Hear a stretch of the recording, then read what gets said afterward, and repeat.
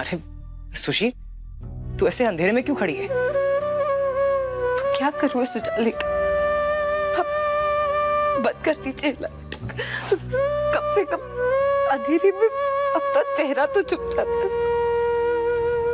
और इस पाप का एहसास भी कम हो जाता है।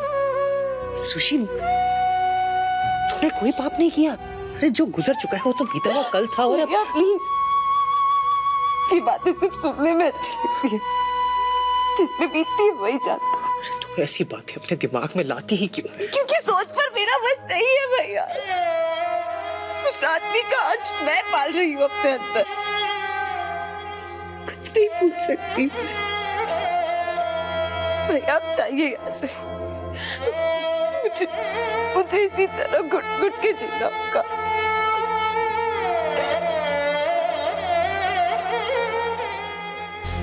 दीदी, दीदी प्लीज, ये वक्त नहीं है। तुम दोनों को यहाँ कोने में खड़े होकर बात करनी थी तो मेरे साथ पार्टी में आने की क्या जरूरत थी? घर पे रहना चाहिए था। कहीं ऐसा तो नहीं है कि तुम दोनों बहनें मेरी बेइज्जती कराने का कोई नया प्लान बना रही हो? नहीं नहीं मम्मी जी, वो तुम दोनों रहने ही दो। ज्योति के पास तो हर बात का जवाब तैयार रहता ही है। तुमने भी वो हुनर सीख लिया क्या उससे? एनीवेज, तुम दोनों से क्या बात करूं? घर जाके पंकज और उदय से ही बात करनी होगी। नहीं नहीं छोटी माँ, वो मेरे सिर में थोड़ा दर्द हो रहा था इसलिए हम लोग यहाँ चले आए। सर दर्द तो होगा ही। इससे पहले तुमने कभी ऐसी रौनक और रोशनी देखी ही नहीं होगी ना। तुम दोनों को तो शुक्रगुजार होना चाहिए वशिष्ठ परिवार का कि हमारे साथ रहकर तुमको ऐसी जगहों पर आने का मौका मिल रहा है। वरना तुम्हारी जैसी हैसियत वाले लोगों को यहाँ गेट तक भी आने की परमिशन नहीं मिलेगी। नहीं फेस, मैं भी क्या बात कर रही हूँ। दोनों अपने चेहरे ठीक करो और चलो मेरे साथ। कुछ इंपॉर्टेंट लोगों से मिलवाना है तुमको। चलो।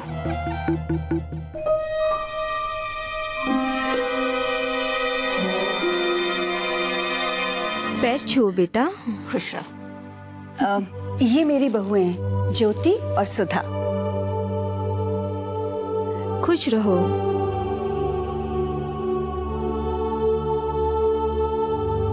खुश रहो। दोनों बहनें हैं, गुण भी बिल्कुल एक जैसे ही हैं। ये तो बहुत अच्छी बात है। देखा दिखाया घर मिल गया और कहीं पूछताछ करने की भी जरूरत नहीं पड़ी। अगर इनकी कोई तीसरी बहन है ना तो लगे हाथों प्रतीक का रिश्ता भी कर दो।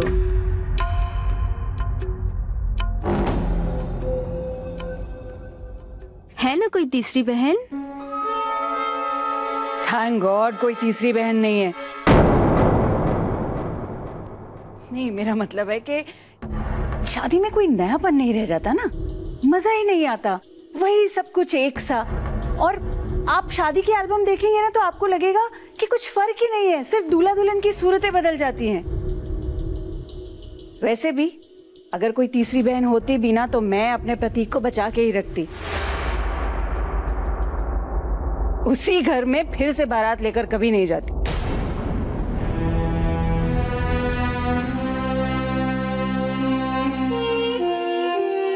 तीसरी बहन नहीं है? यानी कि वशिष्ठ परिवार को सुषमा के बारे में नहीं पता। और अगर उन्हें सुषमा के बारे में नहीं पता तो मेरे बारे में भी नहीं पता होगा। और अगर उन्हें मेरे बारे में नहीं पता तो उन्हें मेरे और ज्योति के संबंध के बारे में भी नहीं पता होगा। ये तो कहानी पर नया एंगल आ गया है। ज्योति जी, अब तो आपके बारे में कुछ सोचना ही पड़ेगा। मैं उदयपुर जा रहा हूं।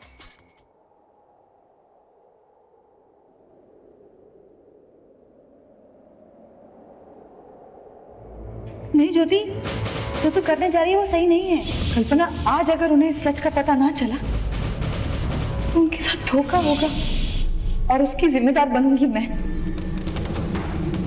मुझे याद है कि उन्होंने तुझसे भी कहा था कि किसी मजबूरी या दबाव में आकर शादी के लिए हाँ मत कहना।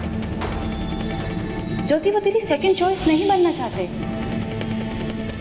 जिंदगी में कुछ बातें ऐसी होती हैं जो अगर लोगों के सामने ना आए तो ही अच्छा है, और ऐसी सच्चाई अगर खुल भी जाए तो कुछ हासिल नहीं होता सिवाय रिश्तों में कड़वाहट के।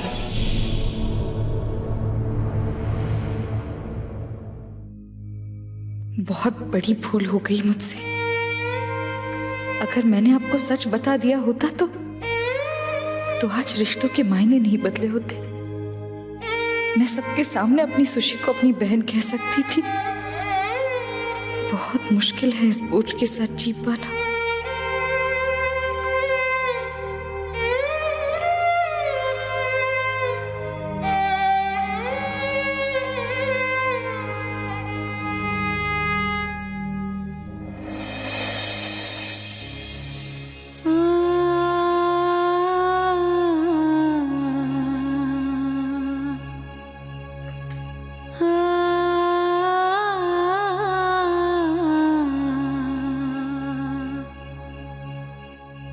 दीदी अभी तक जाग रही हैं। दिल पर बोझ हो तो नींद नहीं आती। कुछ अच्छा नहीं लग रहा सुधी। काश मैंने शादी से पहले पंकज जी को सब कुछ बता दिया होता तो आज मैं सिर्फ पंकज जी की ही नहीं बल्कि सुषमा की भी गुनहगार हूं। नहीं दीदी, आप खुद को क्यों दोष दे रही हैं? उस वक्त हालात ही कुछ और थे। आप अपना घर छोड़ चुकी थी, सारे रिश्ते तोड़कर पंकज जी से मिली थी। आप उन्हें बताती भी तो क्या बताती और किसके बारे में बताती? लेकिन अब तो बता सकती हूँ ना। आज इसी एक डर के कारण मैंने ब्रिज को वहां से जाने दिया। बहुत स्वार्थी हो गई हूं मैं। मेरी दीदी स्वार्थी नहीं हो सकती। अपने भाई बहनों के लिए क्या कुछ नहीं किया आपने दीदी। इसका ख्याल आपको कभी नहीं आता? आप चाहे तो आज ही इस परिवार को सब कुछ सच सच बता सकती, लेकिन मैं सिर्फ इतना कहूंगी कि अभी यहाँ के हालात बहुत नाजुक हैं। अभी अगर आपने ब्रिज के बारे में यहाँ सब कुछ बताया तो पता नहीं क्या होगा। पता नहीं सब इसका क्या अर्थ निकालेंगे। तो शायद ठीक कह रही है। मुझे सही समय का इंतजार करना होगा।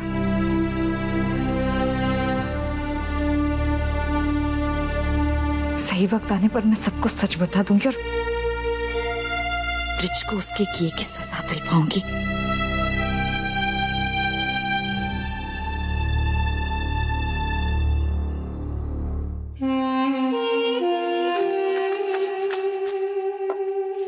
अबे कितने देर आया यार? तूने तो आधे कहा था। ये आधे ही है बेटा, रेट कम किया इसलिए तुझे गाने का मौका मिला। मौका छीनना मुझे आता है मेरे दोस्त। और अब वक्त आ गया है वक्त बदलने का। एक सही निशाना और सीधा करोड़पति। लगता है तुझे चढ़ गई। तुम छोटे लोग हमेशा छोटी ही बात करोगे। ये नशा शराब का नहीं है मेरे दोस्त, ये नशा है आने वाली कामयाबी का।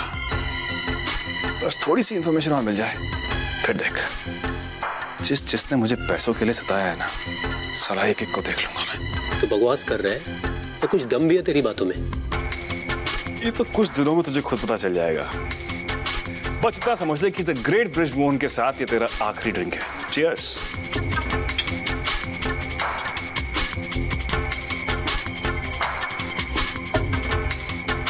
मैं उदयपुर जा रहा हूं, अपने उदयपुर। ज्योति वशिष्ठ, मेरे स्वागत की तैयारियां शुरू कर दो।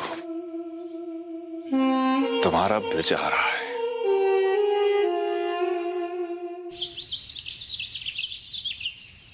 इतने बदतमीज लोग मैंने अपनी जिंदगी में कभी नहीं देखे। अरे कल मैं पार्टी में इन दोनों को कुछ इंपॉर्टेंट लोगों से मिलवाना चाहती थी, लेकिन ये दोनों बहनें हैं कि पता नहीं कहां कोने में जाकर अपनी प्राइवेट बातें कर रही थी। हद हो गई, सच में बता रही हूँ, मेरी बर्दाश्त के बाहर हो गया सब कुछ। पहले एक वो ज्योति थी, उसने मेरी नाक में दम करके रखा हुआ था, और अब उसकी चहेती बहन भी आ गई है इस घर में उसका साथ देने के लिए। ऊपर से प्यार दोनों में इतना है कि एक को चोट लगती है तो दूसरे को तकलीफ होती है। अगर ये दोनों साथ रही ना तो पता नहीं क्या करेंगी। मॉम, आपने तो देखा होगा ना कैसे कांच बिना आवाज करे हीरे की धार से कट जाता है। इन दोनों बहनों को अलग करने के लिए भी ना हमें उसी धार का इंतजाम करना होगा।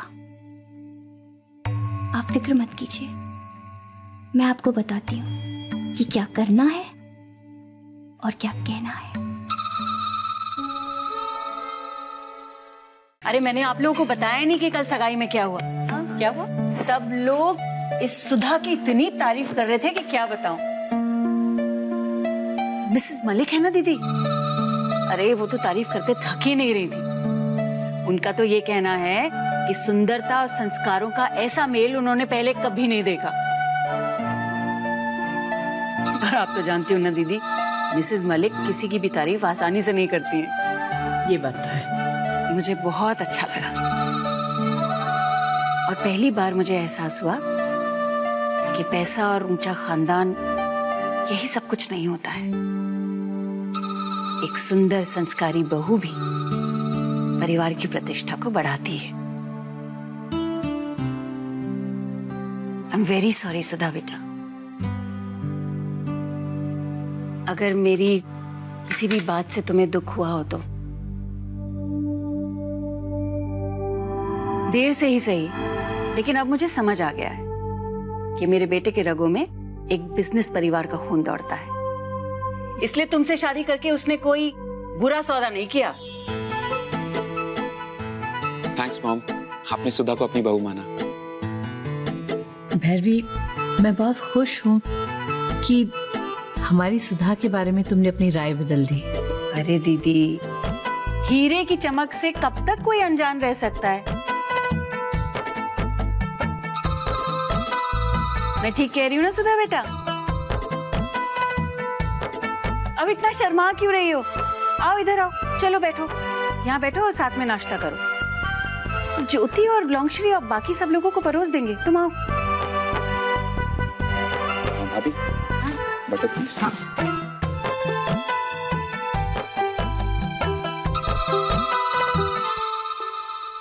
देखो सुधा, तुमको खूब सज संवर के रहना चाहिए, सुंदर बन के रहा करो।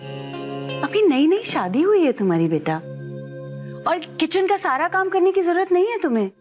ज्योति है, इतने नौकर हैं घर में। तुम तो सिर्फ सुपरवाइज कर दिया करो। ज्यादा से ज्यादा समय तुम्हें उदय के साथ बिताना चाहिए। अपनी नई शादी को एंजॉय करो बेटा।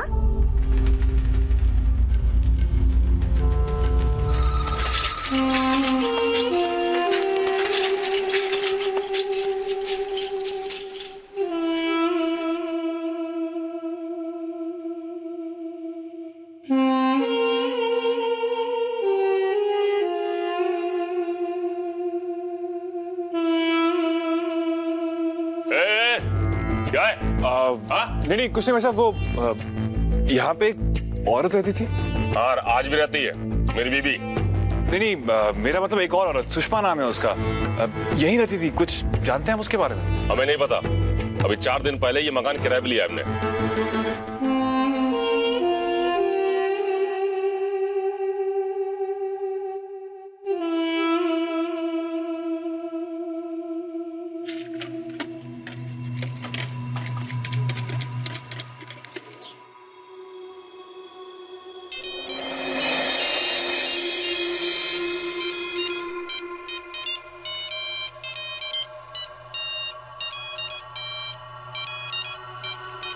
हेलो हेलो, कौन? हेलो, आपकी आवाज नहीं आ रही। हेलो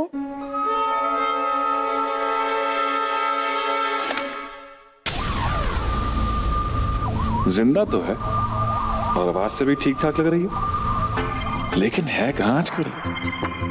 कहाँ हो धर्मपत्नी जी? अब असली जरूरत पड़ी है आपकी। तुम्हारी आदर्शवादी बहन को सबक सिखाने के लिए तुम्हें मेरा साथ देना ही होगा।